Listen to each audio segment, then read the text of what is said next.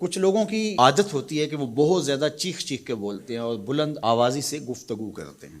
یہ عادت بچپن سے انسان کے اندر پیدا ہو جاتی ہے، پھر آہستہ آہستہ آہستہ آہستہ یہ زندگی کا حصہ بن جاتی ہے۔ پھر وہ اپنے آپ کو روکنا بھی چاہے تو روک نہیں سکتے، اس لیے بچوں کو اس سے منع کر دینا چاہیے کہ وہ چیخ کر نہ بولیں، چلا کر نہ بولیں، درمیانی آواز سے گفتگو کریں۔ تو کہا اپنی آواز کو پست رکھو، اور یہ ممبر و محراب کے مالکوں کو بھی خاص طور پہ اس بات کا بہت خیال رکھنا چاہیے کہ ان کی آواز لوگوں کے کانوں پر بوجھ نہ بنے۔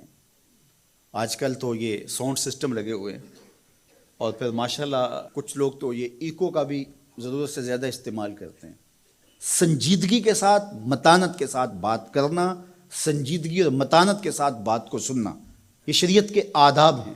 جب کسی سے ہم کلام ہوں تو آپ بھی بلند آواز نہ ہو، اور دوسرا وہ اس کا جو جواب دے رہا ہو اس کی توجہ بھی بھٹکنے نہ پائے، وہ اپنے احساسات سے یہ بات بتائے، اور کہیں جواب دینا ضروری ہو تو حرج بھی نہیں ہے۔ آواز کو معتدل رکھو، خوبصورت رکھو، تو جس طرح بولنے کے آداب ہے اس طرح سننے کے بھی آداب ہے۔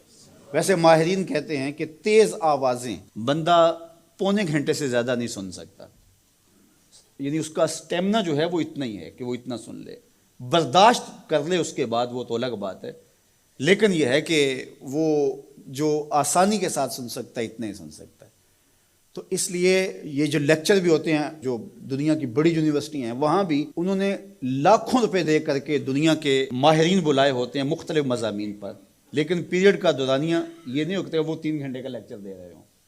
انسان کی جو ہے وہ ایک کیپیسٹی ہے، اس سے آگے نہیں وہ بڑھ سکتا۔ اور مجھے بتائیے، انسان کو بنانے والے سے بہتر کون بتائے گا؟ قرآن بتاتا ہے، کیا بتاتا ہے؟ وَغْضُضْ مِن صَوْتِكَ، اپنی آواز کو پست رکھو۔ باقی اس کے الگ احکام ہیں کہ اذان دے رہے ہیں، آپ کسی کو پکار کر رہے ہیں، جنگ میں رجز ہے یا کوئی اور بات ہے۔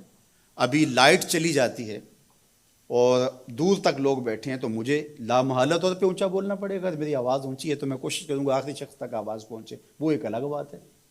لیکن اب یہ آواز ایسے ہی سب تک پہنچ رہی ہے، تو ان آداب کو جب ہم سمجھتے نہیں ہیں تو اپنی بات کو کچھ لوگ سمجھتے ہیں کہ زور سے بولیں گے تو لوگوں کے اندر بات اترے گی، ایسا نہیں ہے۔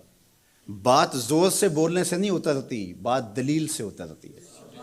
رومی علیہ رحمہ فرماتے ہیں کہ بادلوں کے گرجنے سے نہیں، پھول کھلتے ہیں بارش کے برسنے سے۔ تو بارش برسے گی تو پھر پھول کھلیں گے، بلکہ وہ جتنی آہستہ آہستہ برسے گی اتنی ہی جذب ہوتی چلی جائے گی۔ سہج پکے سو میٹھا ہو۔ اس لیے اپنے لہجوں کو خوبصورت بھی بنائیے، اپنے لفظوں کا انتخاب بھی اچھا کیے، اور اپنی آواز کو پست بھی رکھیے، لوگوں کے کانوں پر آپ کی آواز بوجھ نہ ہو۔